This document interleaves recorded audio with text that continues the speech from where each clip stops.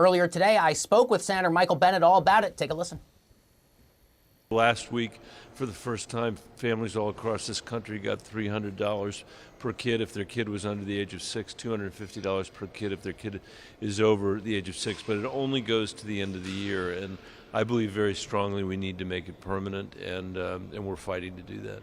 Talk to us about the potential tax implications for parents. I know there's a lot of families who are actively choosing whether or not they want to take advantage of it. What should those families know in terms of those potential tax implications as we get closer to next spring? Well, this is not considered income, so that's good news from a tax perspective. And so I think most families are going to decide to take it on a monthly basis because that's when families need to make decisions about how to pay the rent or buy some more groceries or maybe pay for a little extra daycare so they can stay at work and continue to produce for their families. And I hope that about 90% of families will get it automatically. But there's about 10% in the country that don't file income tax returns. So for those families, they should go to the IRS website and make sure they sign up so they can get the benefit of the credit. And is your sense that both your Democratic and your Republican colleagues, at least so far, I know it's still early on, but are hearing from their constituents that they're happy that Congress was able to get this done? I think that's what they're going to hear. It takes time. It's a little bit of a lag, but 95% of Democrats in the country support this. About 73% of Republicans support it. I think it's only going to be more popular with time. And finally on this, the IRS has warned of scams whenever there's something from the government. Obviously, there's the concern of emails being abused or text messages and social media. How concerned are you about scammers trying to take advantage of this, and what would you encourage families to best know so that they're prepared not to get scammed? Yeah, I would just say to families, everybody should be on the alert for deals that sound too good to be true. If it sounds too good to be true, it probably is.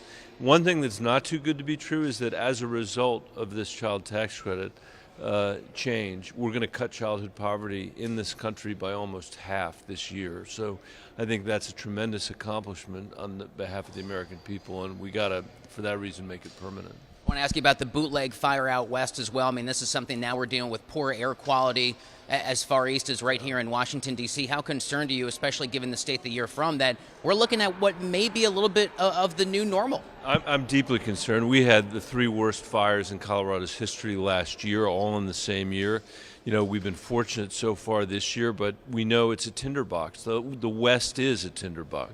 Spending $50,000 an acre fighting fires when we could spend $1,500 an acre doing mitigation so that we don't have fires like this and protecting our watersheds. I've been telling all these guys here that these forests in the West are as significant to us as infrastructure as the Lincoln Tunnel or I-95 is to anybody on the East Coast. And now I think because the smoke is now here, people have a sense of what I'm talking about. So we're going to hopefully spend tens of billions of dollars putting people to work in America's forests to mitigate these issues and to protect us from forest fires. That's a much more sensible way of spending the money than spending it all fighting fires, which is what we're doing today. How closely linked is that to your new forest and watershed restoration? That's exactly the bill, and it's been included in the president's infrastructure proposal, so I hope we'll be able to get it over the finish line.